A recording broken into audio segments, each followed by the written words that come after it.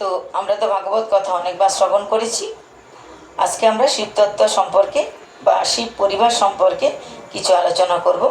প্রথমে বলছি, এই যে সবুজ চুড়ি নিয়ে কথা হচ্ছে, সবুজ চুড়িটা বা সবুজ শৃঙ্গার বা সবুজ রঙের টিপ, যে কোনো কিছু, সবুজ রঙের শাড়ি ইত্যাদি কেন পরা হয়, বা কেউ কাউকে কেন ওরা উপহার দিচ্ছে যে এটা পরুন, এটা পরুন, চুড়িটা পরুন, উদ্দেশ্যটা কী? কারণ প্রকৃতি হচ্ছে সবুজ, পুরুষ আর প্রকৃতির খেলা, শিব আর শক্তির মিলন হয়েছে এই মাসে। তো পার্বতী হচ্ছে প্রকৃতি, প্রকৃতি সবসময় সবুজ। এই সময় যখন স্বামী স্ত্রী দুজনে খুব আনন্দে থাকে, স্ত্রীকেও কোনো উপহার দিলে স্বামীও খুশি হয়। স্ত্রী যদি খুব সেজে গুজে সুন্দর থাকে তাহলে স্বামীরও ভালো লাগে। তো সেই হিসাবে শিবশঙ্করও পার্বতীর সাজগোজে প্রসন্ন হয়। পার্বতী মাতা যদি আমাদেরকে কৃপা করে তবে আমরা অনেক কিছুতে ভরপুর হই, দেবী পার্বতী। তা এই সময়ে দেবী পার্বতী কী সিঙ্গারে খুশি হন? আমরা যে প্রথমত নিয়ম হচ্ছে, যেরম ভাগবত সপ্তাহে 16 সিঙ্গার প্রদান করা হয় মাতা রুক্মণীকে, সেখানে সবুজের কোনো কিছু নাই, সেখানে তুমি যে কোনো রঙের দিতে পারো।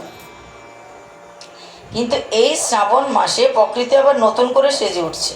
এই যখনই বৃষ্টি হচ্ছে, আগে গাছপালা কেরম ছিল, বৃষ্টি হওয়ার সঙ্গে সঙ্গে গাছপালাগুলো কত সুন্দর সবুজ হয়ে উঠেছে, সুন্দর কচি কচি সবুজ। রঙটাই দেখুন কেরম, এই কচি পাতার রঙ যেরকম এরকমই জিনিস দান করছে। কেন? কচি কচি পাতাগুলো উঠছে, প্রকৃতি সেজে উঠছে।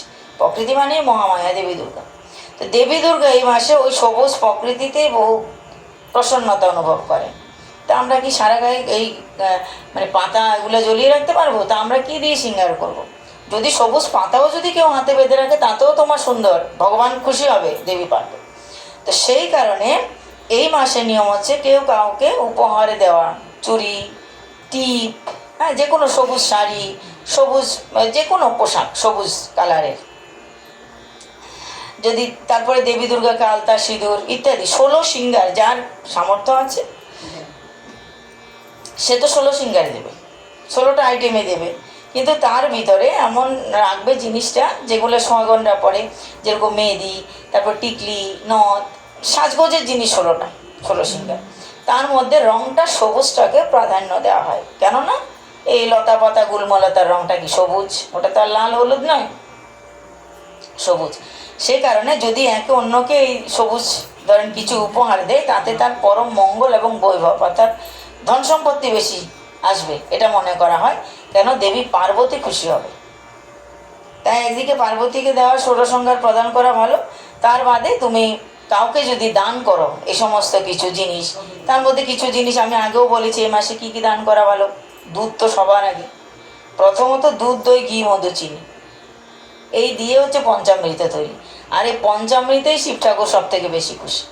তা পঞ্চামৃত দিয়ে শিবকে স্নান করাও, পঞ্চামৃত দান করো। পঞ্চামৃত মানে এই 5টা জিনিস, এই 5টা জিনিস, এটা দান করা শিবের জন্য ভালো। আর এই মেয়েদের ব্যাপারে বা দেবী পার্বতীর বেলায় হচ্ছে এই চুড়ি গহনা যে কোনো ধরনের, যার সামর্থ্য আছে সে শাড়ি দেবে বা অন্যান্য বস্ত্র দেবে, যার যেটা ক্ষমতা। তো এটা মেয়ের, প্রত্যেকটা মেয়ের ভিতরেই তো পার্বতীর বাস, দেবী পার্বতী প্রত্যেকটা মেয়ের ভিতরে, কারণ আমরা তো শক্তিরই অংশ। তো সেই কারণে যে কাউকে উপহার দেওয়াটা ভালো, এই কারণেই সবুজের মহিমা। আর দ্বিতীয়ত শিবের পরিবার, শিব পরিবারটা এতই বিশাল যে সেখানে সবাই সবার বন্ধু, শিবের পরিবার। আর বিশেষত এই শ্রাবণ মাসে আমরা আরেকটা যে বাঙালিরা শ্রবণ করি, বাঙালিরা যেটা বাঙালির কথা, সেটা হচ্ছে কি, শিব ঠাকুরের একটা মেয়ে আছে যার নাম হচ্ছে দেবী মনসা। তো মনসা পূজাটা প্রায় মোটামুটি সব ঘরেই করে, সব ঘরেই মনসার পূজাটা হয়। সে সাদা পূজা হোক, এমনি বিভিন্ন ধরনের ভাবে পূজাটা হয়ে থাকে মনসা।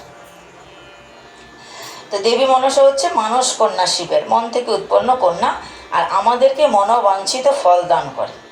আর বিশেষত তার যেহেতু তাকে নাগমাতা বলা হয়, নাগ হচ্ছে ধন সম্পত্তির, যেখানে সোনা দানা গয়না বেশি থাকে সেখানেই নাগ দেবতার অবস্থান। তাই সেই কারণে অর্থ যদি কেউ বেশি চায় বা অর্থের জন্য তারা বেশিরভাগ ক্ষেত্রে এই দেবী মনসার পূজা করা হয়। তো শিব পরিবারের মধ্যে দেবী মনসার সঙ্গে শিবের যে সম্পর্ক, বা শিবের পরিবারের অংশ হলে সবাই যে দেবী হবে সেটা কিন্তু কথা নয়, শিব ঠাকুর এটা পরিষ্কার বলে দিয়েছে। যে কোনো দেবতা বা দেবীর সন্তান হলেই, সে মানুষ কন্যা হোক, সে অশ্রু থেকে কন্যা হোক, গায়ের ঘাম থেকে কন্যা হোক, শিব ঠাকুরের অনেক কন্যা এরকম হয়েছে, ছেলেও হয়েছে, অন্ধকাশুরও তো জন্ম হয়েছে, কিন্তু সে তো অসুর। শিব ঠাকুর পরিষ্কার বলেছেন যে আমার ঘরে বা যে কোনো দেবদেবীর ঘরে যদি কোনো ছেলে মেয়ে হয়, তারা জন্মগত অধিকারে দেবতা বা দেবী হবে না, জন্মসূত্রে তারা দেবতা দেবী হবে না। তাহলে কী সূত্রে তারা দেবতা এবং দেবী হবে? কর্মসূত্রে। সেটা গণেশের বেলায় হয়েছে, কার্তিকের বেলায় হয়েছে, এবং আরও অন্যান্য যত দেবদেবী আমরা দেখতে পাই, সবাই তাদের জন্মের গুণে নয়, কর্মের গুণেই দেবী বা দেবতা পদে প্রতিষ্ঠিত হয়েছে। কার্তিক কী করে হলো? কার্তিকও তো সেই দেবসেনাপতি কার্তিক কী করে হয়েছে? তিনিও একটা অসুরকে মেরে তবেই হয়েছে। তো সেরকম আমরা যেহেতু দেবী মনসার পূজা আমরা বাঙালি ঘরে প্রতি ঘরে করি, তাই মনসা দেবীর এটা মনসার পুঁথি পড়ারও মাস। এই মাসে অনেকে মনসার পুঁথিটাকে পড়ে থাকে, বা এক মাসের ভিতরে শেষ করতে হবে মনসার পুঁথিটাকে পড়ে।